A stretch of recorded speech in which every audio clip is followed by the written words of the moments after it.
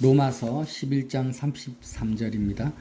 깊도다 하나님의 지혜와 지식의 풍성함이여 그의 판단은 헤아리지 못할 것이며 그의 길은 찾지 못할 것이로다. 누가 주의 마음을 알았느냐? 누가 그의 모사가 되었느냐? 누가 주께 먼저 드려서 갚으심을 받겠느냐? 이는 만물이 주에게서 나오고 주로 말미암고 주에게로 돌아감이라. 그에게 영광이 세세 있을지어다. 아멘. 여러분, 정말 깊은 하나님의 지혜와 지식의 풍성함을 사도 바울께서 말씀하시는데 그 비밀을 드러내시는 거죠. 그게 뭡니까? 36절에 만물이, 이 만물이라는 것은 보이는 것과 보이지 않는 영적 세계를 다 포함합니다. 만물이 주에게서 나오고 예수님에게서부터 나왔다라는 거예요. 우리 눈에 보이는 것, 또 보이지 않는 모든 것이 from him, 영어로는 from him, 예수님으로부터 나왔습니다. 그리고 주로 말미암았다라는 것은 through him, 예수님이 주관하시고 주권적으로 생명을 유지하고 있고 세우고 있다라는 거죠. 만물이 주에게서부터 나왔고 지금 그 만물이 주님으로 말미암았고 주에게로 돌아갑니다. To him, from him, through him, to him이에요. 그의 모든 만물이 결국에는 다 예수님으로부터 나온 그 만물이 다시 예수님께로 돌아간다라는 거예요. 그래서 그에게 영광이 세세토록 있을지어다. 아멘. 이렇게 말씀을 합니다. 이 진리를 꼭 우리가 마음에 새겨야 됩니다. 내가 바라보는 이 대한민국 정치, 경제, 모든 피조물, 부자든 가난한 자든 이 모든 것들이 다 만물에 속하잖아요. 나의 가족, 학교, 동료, 친구, 이 모든 것들이 다 어디에게서 왔다고요? 예수님으로부터 나온 거예요. 그리고 예수님이 그를 주장하고 있고 생명을 유지시키고 있고 결국 다 예수님께로 돌아가는 그 피조물이라는 것을 꼭 기억해야 됩니다. 예수님이 도대체 어떤 분이냐라는 거예요. 여러분, 이 말씀을 조금 더 구체적으로 적용하기 위해서 하나 예를 들어 보겠습니다. 1974년에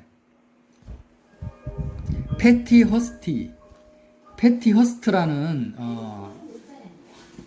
여자가 있었어요. 패티 허스트. 1974년 패티 허스트 납치 사건이라고 합니다. 이게 뭐냐면 그 당시 언론 재벌의 유일한 상속녀였고 패티 허스트라는 이 여자분이 나이가 19살이었어요. 신문왕 윌리엄 랜돌프라는 굉장히 그 시대 유명한 신문 재벌이 있었는데 그 윌리엄 랜돌프의 손녀였습니다. 그런데 19살인데 약혼녀하고 아파트에 이렇게 있다가 신바이오니즈 해방군이라는 극장화 무당 단체가 있어요. 그러니까 테러 단체죠. 이런 테러 단체가 갑자기 급습을 해서 약혼녀를 제압하고 이 패티 허스트라는 이 여자를 꽁꽁 결박을 해서 트렁크에 싣고 납치를 해버립니다. 그래서 이제 많은 그 돈을 요구하고 신문 재벌이니까 신문에 자기 단체를 광고하라고 이렇게 협박을 많이 하는데 납치 당하고 나서 2달 뒤에 굉장히 충격적인 사건이 벌어지는데 이 납치범이 이렇게 패티 허스트라는 19살 소녀를 납치했잖아요. 근데 이 테러 단체니까 막 은행을 틀어요. 은행 강도로 돌변해서 은행을 트는데 CCTV에 뭐가 찍혔냐면 그 납치를 당한 패티 허스티가 중무장을 하고 기관단총을 들고 은행 강도들하고 같이 사람들 인질을 잡고 엎드려 이러면 소리치면서 강도로 짓을 하는 게 CCTV에 찍혀 있는 거예요. 강도로 돌변해 있는 거예요. 그 단체에 속해가지고. 그리고 심지어는 자기 아버지에게 막 아버지를 비방하면서 욕을 하고. 그것뿐 아니라 이제부터는 완전히 그 납치범 테러 단체에 소속이 되고 이름도 바꿉니다. 타냐라고. 그 남미 아주 유명한 혁명가 체바게란가? 이름이 생각이 안 나네. 하여튼 그 단체 체게바라의 애인이 타냐라는 이름이에요. 제가 개명을 한 거예요, 이름까지.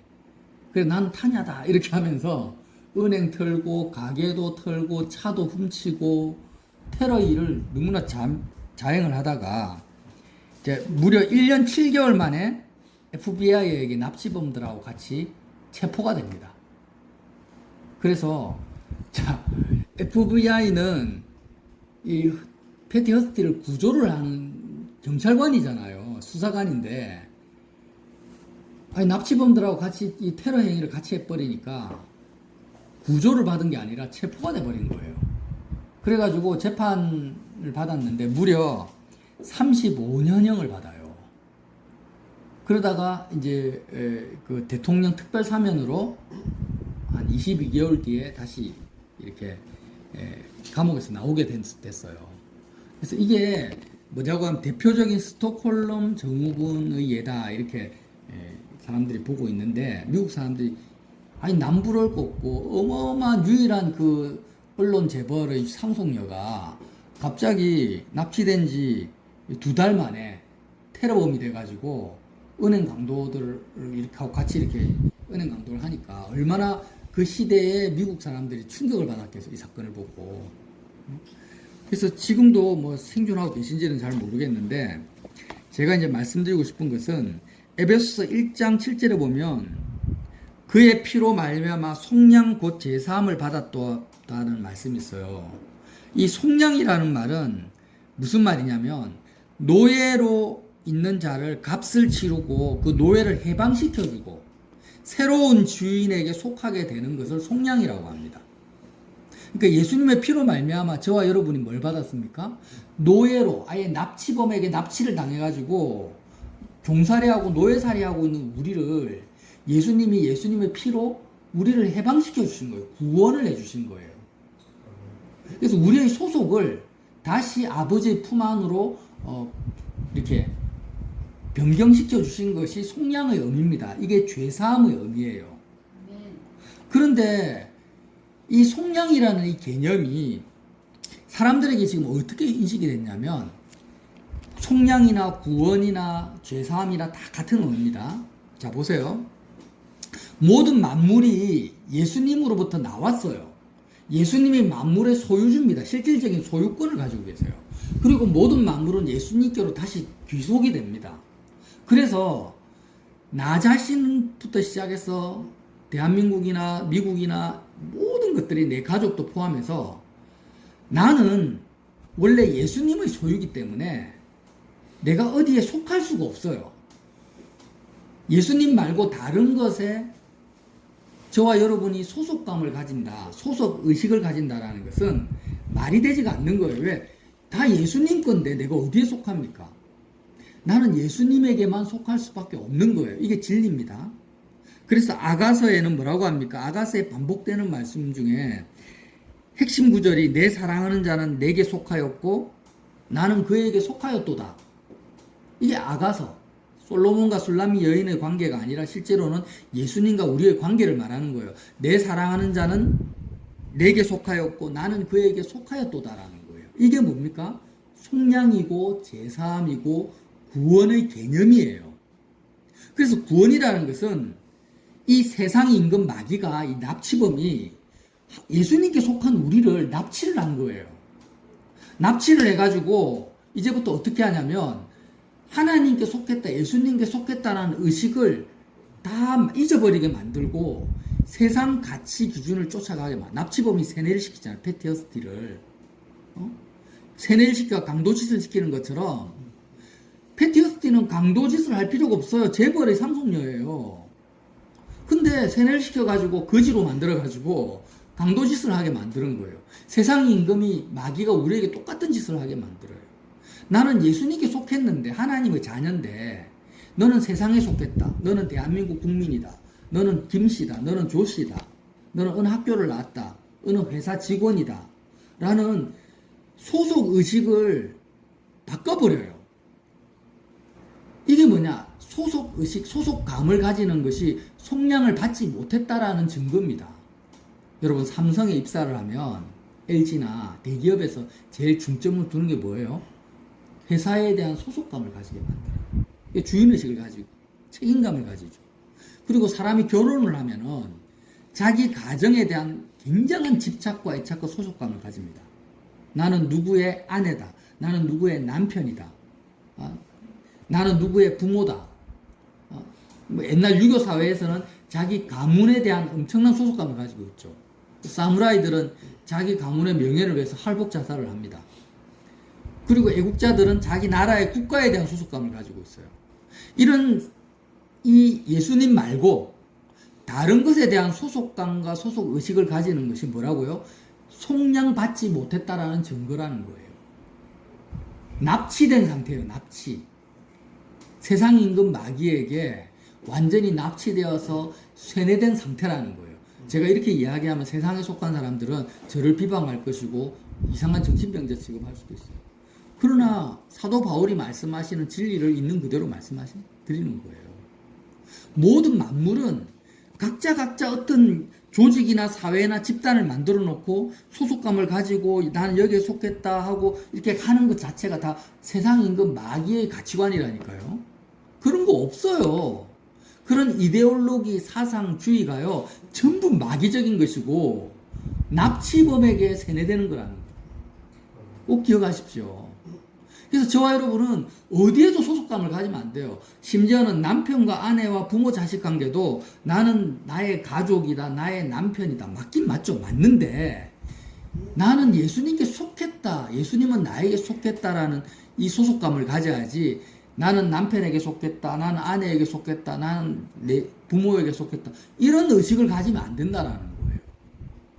어차피 모든 만물은 예수님으로부터 나와서 예수님이 붙들고 있고 예수님께로 가기 때문에 피조물이 피조물에게 소속감을 가지면 안 된다라는 거예요.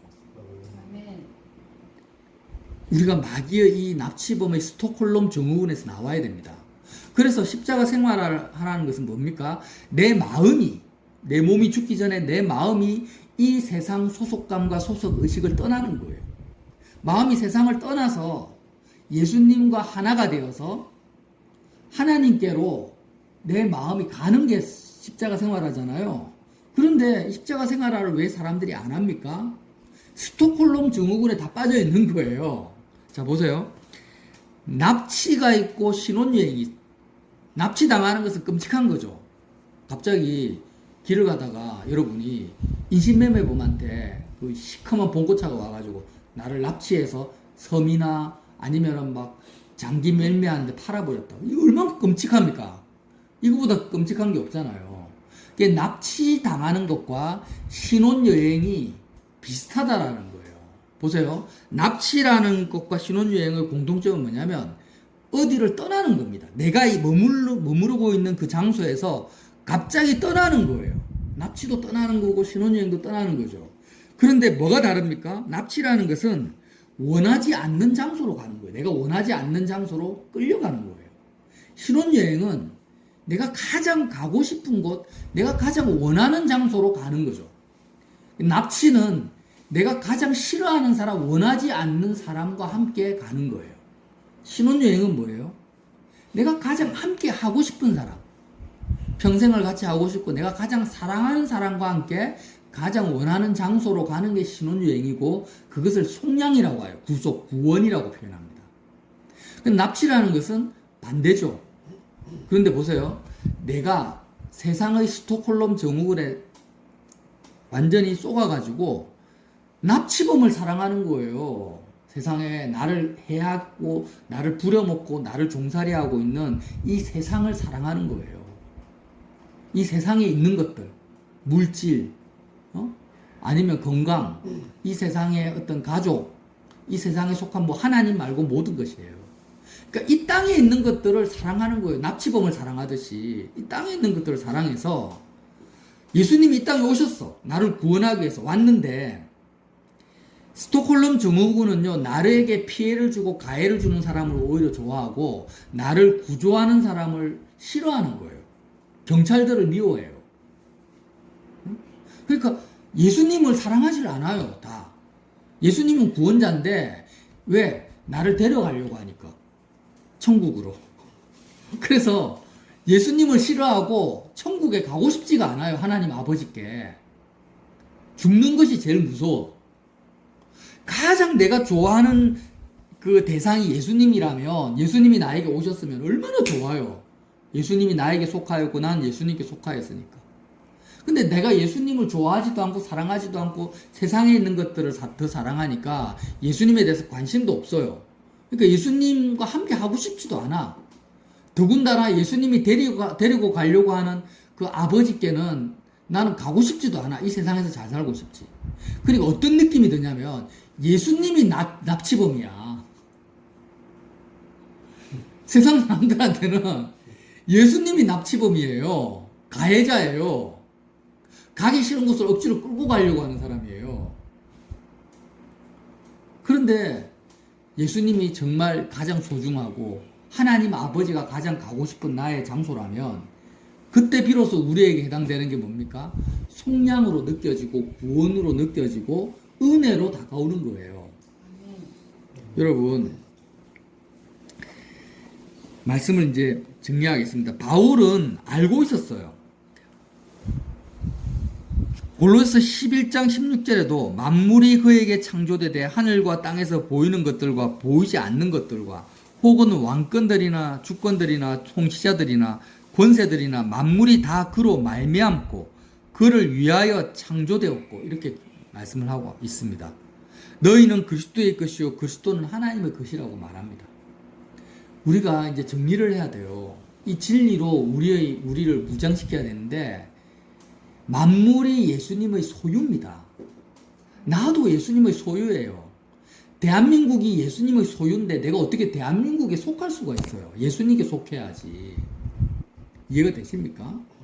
아니 내하고 같이 사는 아내나 남편이 내게 아니라니까. 예수님의 소유인데 결국 예수님께로 갈 건데 내가 왜 남편과 아내에게 속해야 됩니까? 자녀에게 속해야 됩니까?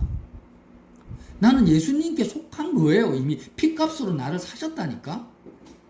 근데 자꾸 우리 의식 속에는 나는 내 남편, 내 아내, 내 가족, 내 나라, 내 직장 이렇게 생각을 하는 게 다 뭐라고요? 마귀의 스톡홀름 증후군에 우리가 완전히 세뇌가 되어 있는 거고 아직 구원을 받지 못했다. 속량받지 못했다라는 증거라는 거예요. 꼭 기억하십시오. 잊어버리지 마세요, 말씀을. 네? 저 자신에게 또 한번 이야기를 합니다. 죄라는 것은 빗나간 건데 더 구체적으로 말씀드리면 죄라는 것은 뭐냐? 빗나간 소속감이에요. 빗나간 소속 의식이에요. 나는 예수님에게 속했다. 나는 예수님과 함께 가장 사랑하고 나의 보아 되신 예수님과 함께 아버지께로 갈 것이다. 나는 가장 아버지께로 가고 싶다. 빨리 세상을 떠나고 싶다. 이 마음을 가지지 못하는 것이 뭐예요? 죄라는 거예요. 나는 직장에서 더 잘하고 싶어. 세상에서 더 잘 나가고 싶어. 세상에서 더 좋은 멋진 사람하고 결혼해가지고 멋진 인생을 한번 살아보고 싶어. 나도 멋진 크루즈 여행을 하면서 세계 일주를 하고 싶어. 이런 모든 것이 다 스톡홀름 증후군이고 마귀의 그 세뇌에 빠져 있는 거예요. 아멘. 정신을 차립시다. 그래서 정말 우리가 빨리 속량을 기뻐해야 됩니다. 내가 예수님과 함께 세상을 떠나는 것을 사모해야 되고 간절히 바라야 돼요. 결혼을 앞둔 신혼부부가 될 사람들이 얼마나 신혼여행 가는 걸 기대를 하겠어요. 육체적인 거지만. 그런 것 이상으로 우리 마음이 신랑 되신 예수님과 함께 빨리 이 세상을 떠나고 싶은 것이 우리 소원이 돼야 되고 나의 바람이 돼야 되는 거예요. 그러지 못한다라는 것이 뭐예요? 내 상태가 아직 구원을 누리지 못하고 있구나. 아직 죄사함을 내가 온전히 못 받았구나. 구원을 못 받는다 이런 의미가 아니라 아직 죄사함의 은혜 속에 내가 아직 못 들어갔구나. 이렇게 자각을 하라는 거예요. 그리고 내가 소속감이 정말 예수님에게 속한 자가 되면 저와 여러분은 자유하게 됩니다. 정말 자유하게 돼요. 그리고 이 세상에 속한 자가 아니라 하나님으로부터 보냄을 받은 자로 살게 되겠죠. 이 세상에 보냄을 받은 자이고 하나님 아버지의 뜻을 이루는 자고 하나님의 사자가 되고 사도가 되고 증인이 되겠죠. 그렇게 해서 우리의 남은 모든 시간이 십자가 복음이 뭐가 되자고요? 신혼여행이 되자. 하루하루가 신혼여행이 되어서 예수님과 함께 아버지께로 날마다 마음이 가는 저와 여러분 되시기를 예수님 이름으로 빌어드립니다.